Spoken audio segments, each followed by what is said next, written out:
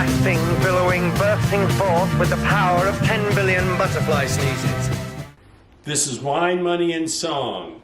And if you want an insider's view of the wine industry, and if you're interested in learning about wines in different wine areas, please subscribe. Hello, sports fans. This is the first episode since the beginning of the year, and hopefully everyone's new year is prospering already.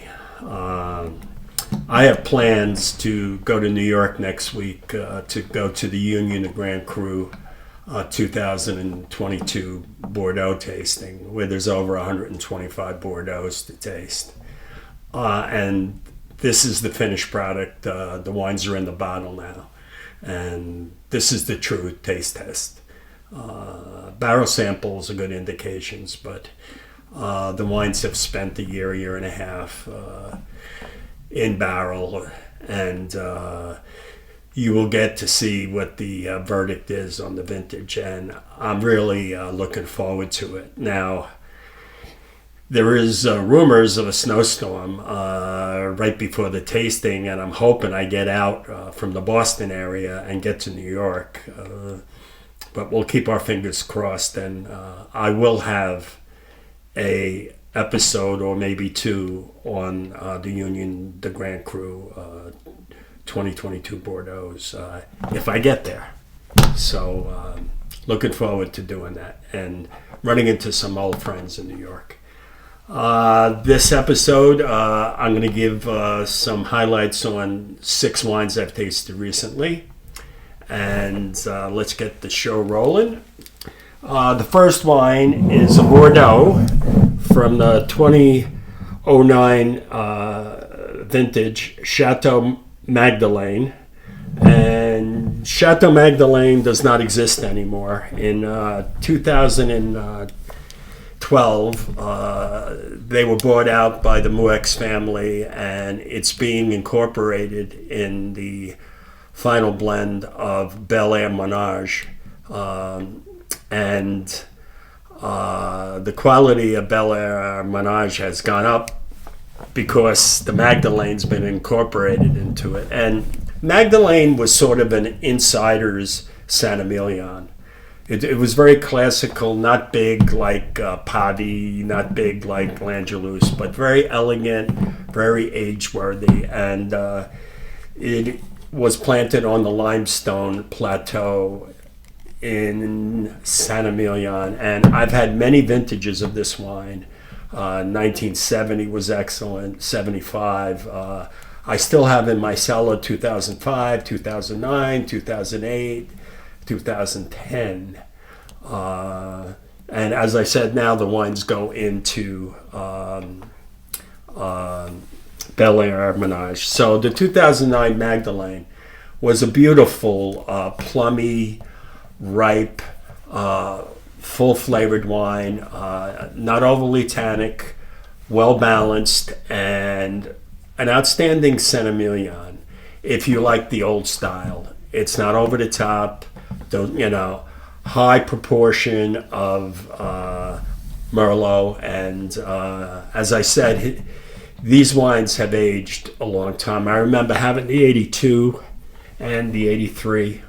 Ways back. This wine was excellent, and if you can find any of the old Magdalenes, they're like worth your interest. They go around $100. The second wine is a wine from Napa Valley, Peter Michael, Les Préviat, 2012. It's a Cabernet blend.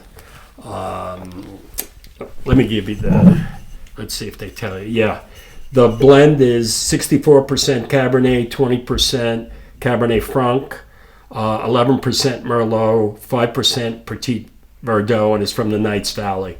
And it's a 2012 vintage, which is an excellent vintage in Napa Valley. And a little thing about Peter Michael. Peter Michael is one of the pioneers of Napa Valley. He's an Englishman. He was a businessman in England, and he had the first successful commercial radio station. And he was knighted in 1992, and he is Sir Peter Michael. But he found a place in Napa Valley that he really loved, him and his wife loved, and he decided they were going to settle down there and make wines. And they've been doing it for 30, 40 years. And they make very Bordeaux-like wines.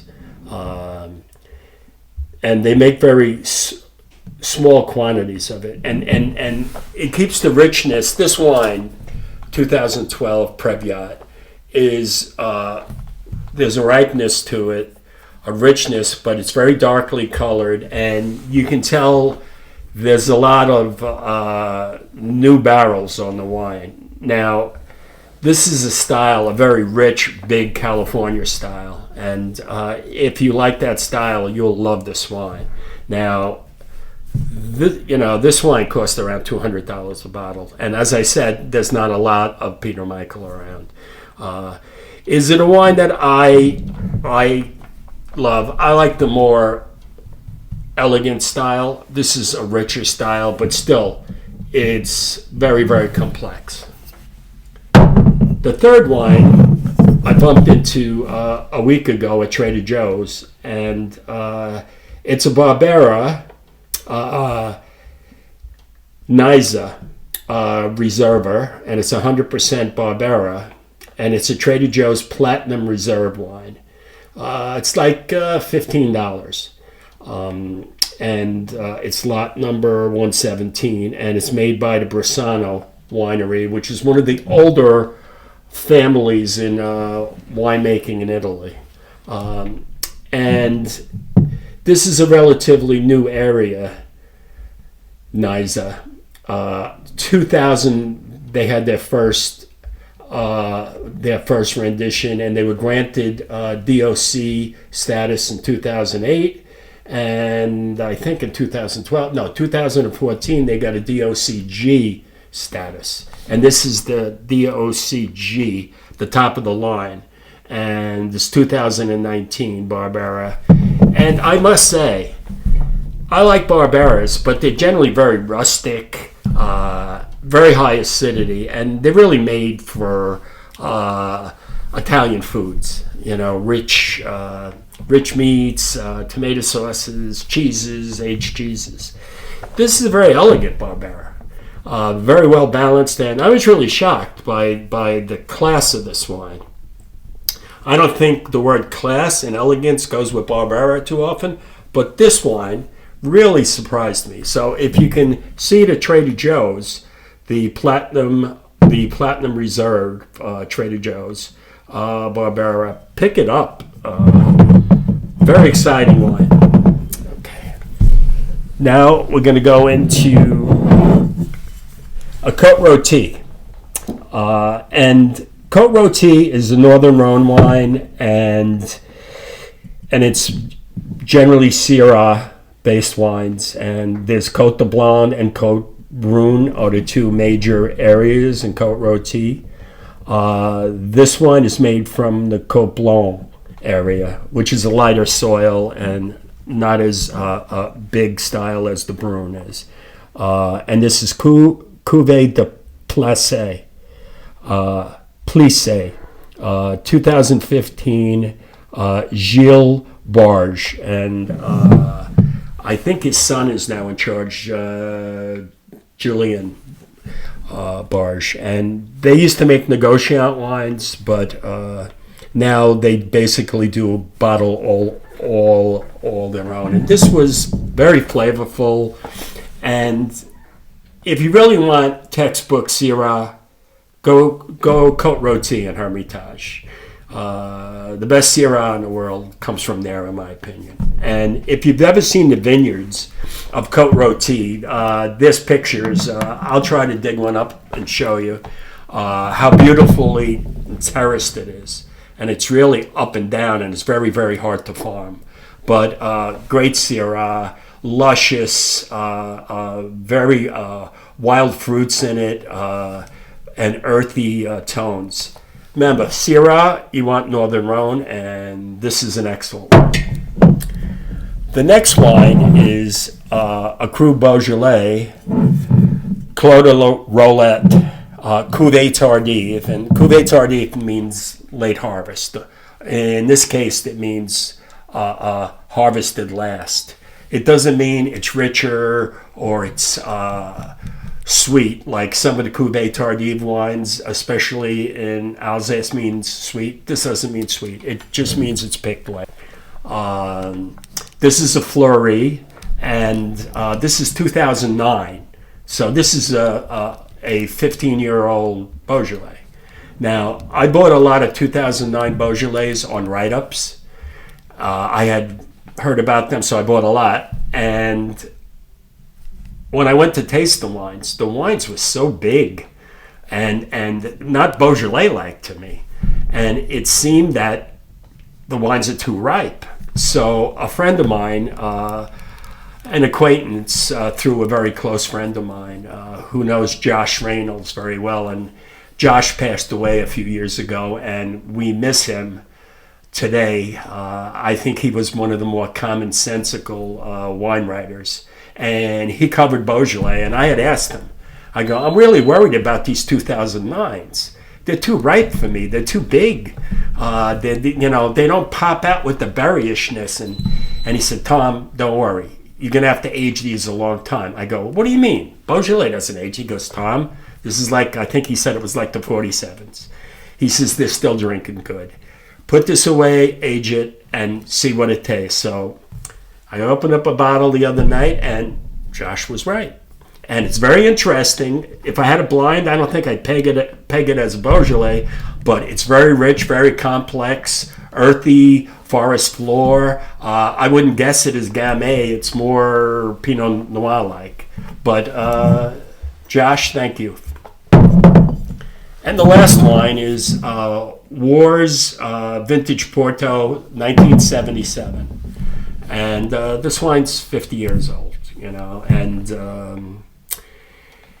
I don't drink much vintage port, and I have about 20 cases of vintage port in my cellar, and I never get around to really open it up to us. So this holiday period, I decided to open it. I got my son and one other person, and we tried it. And just to understand about Wars was the first British port house. I think it was 1870 or something like that. And Wars is one of the better port producers. And understand the difference between vintage port and tawny port. Vintage port is aged a short time in wood, and it comes out very red in color, ruby. Comes in and as it ages, it loses color but gains complexity. While tawny port is aged much longer in the wood. You'll see some tawny ports 20, 30 years in wood.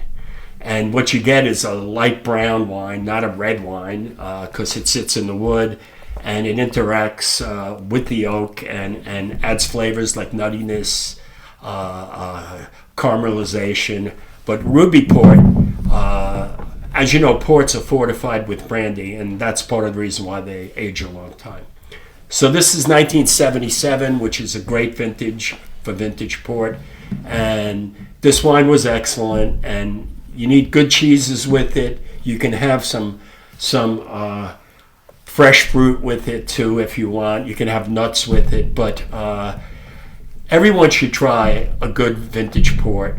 And you only drink a little of it because it's very strong. It's over 20% alcohol. But these wines age forever, and it's a very classic wine, vintage port.